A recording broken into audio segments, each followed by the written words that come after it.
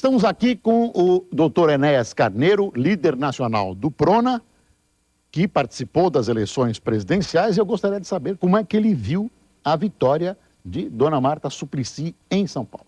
Boa noite, doutor Enéas. Boa noite ao senhor e aos senhores telespectadores. Previsível, uma vez que no segundo turno foi feito um leque de alianças significativo, em que a população teve a oportunidade de ver o PSDB e o PT juntos, o que caracteriza, documenta, testifica o que eu digo, o senhor é testemunho, os telespectadores, que não há divergências quando se chega ao interesse maior. O PSDB e o PT, que tanto discutem, né, num momento importante, unem-se e fica tudo assim, previsível. Né? Doutor Enéas, o PRONA vem crescendo, na sua opinião, de acordo com o que o senhor ansiava? O senhor imagina que, ou o senhor esperava mais eleitoralmente do PRONA? Eu tive uma ascensão vertiginosa de 89 para 94, quando tive quase 5 milhões de votos eu pessoalmente. Elegi deputados aqui e acolá. O senhor sabe que eu penso na presidência, o senhor me conhece há bastante tempo. Sem dúvida. Trabalhamos juntos já, Trabalhamos juntos. Então eu penso que os grandes problemas são resolvidos a partir de lá. Tudo mais é acessório, não chega a ser despiciando, mas é acessório. Agora, de 94 a 98, o senhor acompanhou também, eu tive uma pequena queda. Né? O senhor pessoalmente, mas o seu partido não cresce, claro, a mensagem é forte. A eleição proporcional é sempre mais fácil. Elegem-se deputados e vereadores com um número pequeno de votos. A representação é absolutamente irrisória. Homens que andam na cidade, ninguém sabe quem são. Muito bem. Agora, de 98 para cá, se o senhor acompanhar agora, há um crescimento. De novo, porque além de ter eleito uma colega representante legítima das nossas ideias, que o senhor já entrevistou, além disso, eu tive também uma ascensão.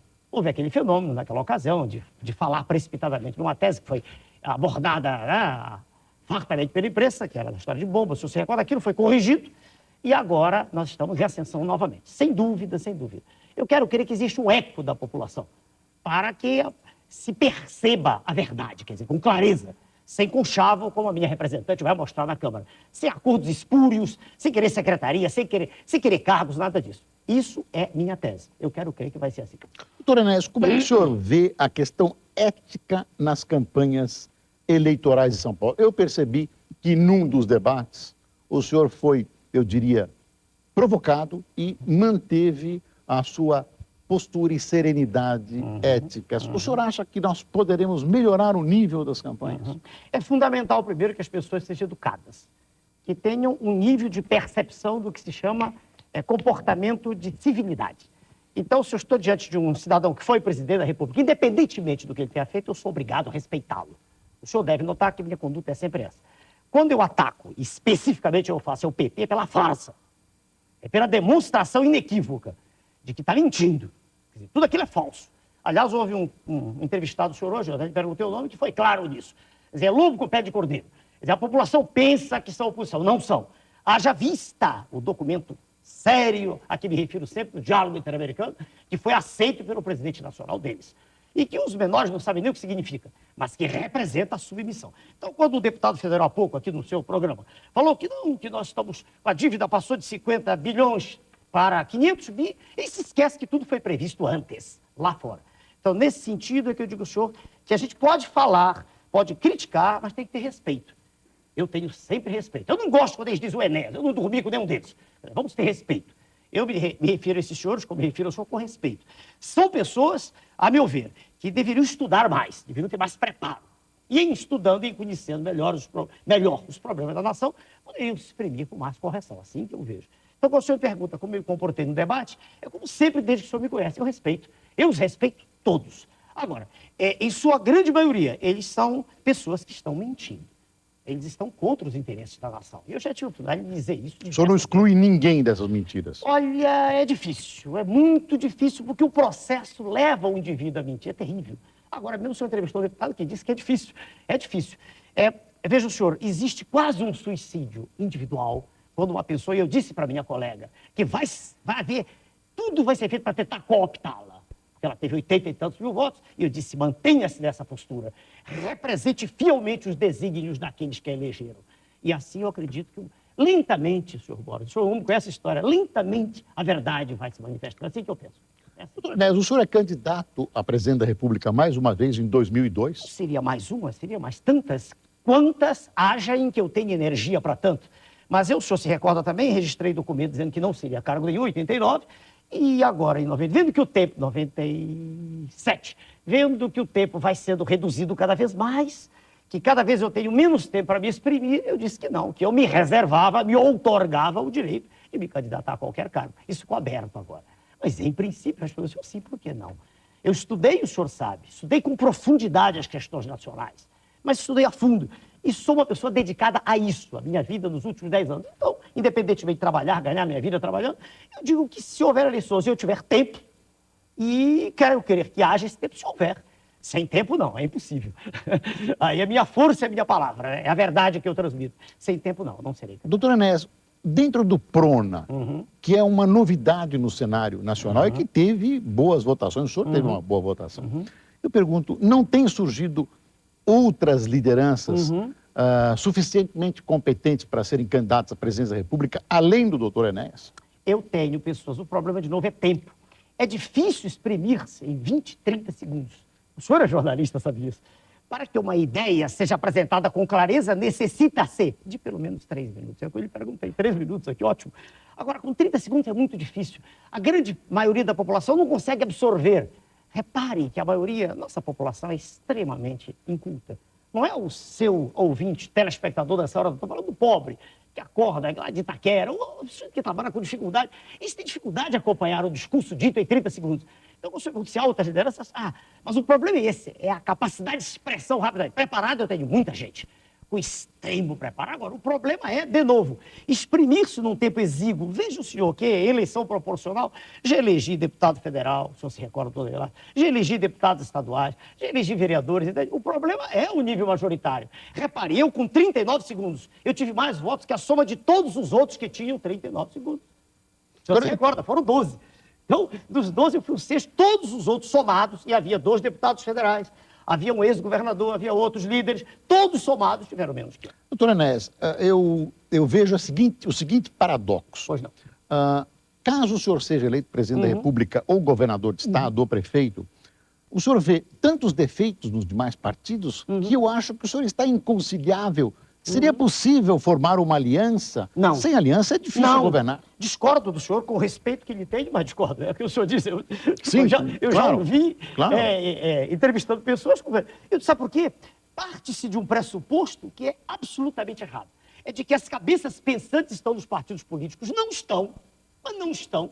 Eu conheço engenheiros nucleares, físicos, químicos de valor, geógrafos, geólogos, indivíduos de alto gabarito que não querem entrar nessa imundície chamada política. Mas não votam no Congresso. Quem vota no Congresso são os partidos políticos. Exatamente. Se o senhor perguntar o que eu penso do Congresso, para mim é uma excrescência. Sim, mas o senhor precisar. Preciso. E por precisar é que deixa eu ver, eu abri mão já disse que sou candidato a qualquer cargo e concordo com o senhor que o Congresso é uma necessidade e que é fundamental que se exija preparo. Sem preparo, fazendo greves ou agitações, como lá no Rio Grande do Sul há pouco tempo, o secretário de Segurança disse, duvido que o senhor concorde com isso, disse assim, no estado de tristeza em que o Brasil está, secretário de Segurança, até o assalto é válido. Meu Deus, meu Deus, você entende? Eu pergunto, senhor, como trazer, concordo que há pessoas que todos nós conhecemos de alto gabarito do Brasil que poderiam... partidos políticos, né? Como é que essas pessoas poderiam entrar na política no Brasil? Chamando-as através de um comando. Através de um chamado forte, como aquele espiritualista Pietro Baldi disse, diante de um chamado forte até a pedra atende. Eu quero crer que, em sendo mudada a regra do jogo, por exemplo, eu quero dar um exemplo pequenino com a minha candidata aqui. Se for possível, num lugar, dar um exemplo, eu acredito que é possível mudar. Se eu não acreditasse, eu não estava, há 11 anos no processo, sem nada que tenha feito que possa macular minha honra, nada. O senhor acha que esse processo que hoje forma a elevação das pessoas, o chamamento das pessoas à política, precisa ser alterado? Precisa. Aí esse é o ponto nevrálgico no qual o senhor tocou. Eu acredito que é o exemplo que faz. No momento exato em que a autoridade constituída der exemplo, e não o que nós tivemos aqui em São Paulo, tristemente, exemplo de seriedade. Meu Deus, eu digo para minha colega, se o projeto for bom, vote. Se for ruim, não vote. Não aceite compra, negociação nenhuma. Eu sou contra isso, quer dizer, nós somos. O senhor não acha que a negociação é inerente à política? Não. Discordo de novo. Isso é um texto de Maquiavel. Mas aí não fica uma coisa muito autoritária? Não, em que sentido autoritária? Autoritária de que eu tenho razão, os outros não têm. Não. Se apresenta um projeto e esse projeto é visivelmente bom para a sociedade, por que exigir alguma coisa em troca para votar nele? Na verdade, doutor Enéas, não. Na verdade, doutor Enéas, os componentes que observam esse projeto, cada um na sociedade observará do seu ponto de vista. Então, o consenso da sociedade é que levará à análise do projeto. E sempre essas forças todas se entrechocam no Congresso Nacional, senão elas estariam brigando lá de fora. espada, Lá fora, tiro da rua. Lá fora. Mas há uma questão aí que tem importância precípua. Quem define que é interesse o Congresso. da nação? Agora, há uma questão que tem importância precípua. Primeiro, suas excelências, os congressistas, tinham que estudar. Tinham que saber o que está se passando. Exemplo que eu dou sempre, e é indiscutível, a venda da Vale do Rio Doce, um exemplo. Um exemplo concreto. Quando eu digo em todos os lugares, a Vale não podia ser vendida, não é por causa do preço, 5 bilhões, 10, não é isso. É porque aquilo ali seria, num governo sério, inalienável. Aliás, o Código Penal Militar prevê. Não se poderia nem ter tentado. A execuibilidade do processo já era discutível. No entanto, suas excelências, os congressistas, cederam à reeleição, cederam. Então, é preciso, a meu ver, um exemplo forte. Um exemplo. No sentido de que, através de um... Olhemos, eu quebro a minha frase no meio e dou um exemplo. Um navio tem um comandante. Uma aeronave tem um comandante. Um partido político... É assim, a nação tem... Queiramos nós ou não, há um comando. Aqui no seu programa é o senhor que determina, que faz sinal para mim, está na hora, e eu paro. E daqui a pouco o senhor diz, temos mais tempo. Então é preciso que exista um comando. Agora, se um comando é voltado para a população ou não, aí é que está. Agora, esse comando na política, ele existe. Ele existe, mas ele tem uma delegação limitada. Não, claro. Haja vista o que Sua Excelência o presidente fez o tempo inteiro. Eu repito, parece para a população que existe uma oposição. Não há. Ela é falsa, ela é falaz, ela é mendaz, ela é de faz de conta. Não há oposição. Tanto não há que Sua Excelência consegue tudo o que quer, do que é mais importante. Nada contra ele como pessoa, entenda. Já disse diversas vezes aqui. Como ser humano, como ele, quanto governador, estou preocupado tanto com o senhor, com a saúde, claro. Nós estamos falando aqui de ação, quer dizer, ação plena, inequívoca. E nesse particular, a meu ver, mais do que qualquer roubinho de galinha, de que a imprensa, com que a imprensa se preocupa tanto, eu estou preocupado com ladrão de banco, com coisa séria. Estou preocupado com os destinos da nação. Eu estou preocupado com aquilo que pode ser, para mim, né? O lugar que pode ser, o lugar de ouro para os nossos filhos e netos. O meu sonho é um Brasil melhor. Não o desaparecimento das mazelas, isso não existe. Isso não existe. O ser humano tem defeitos.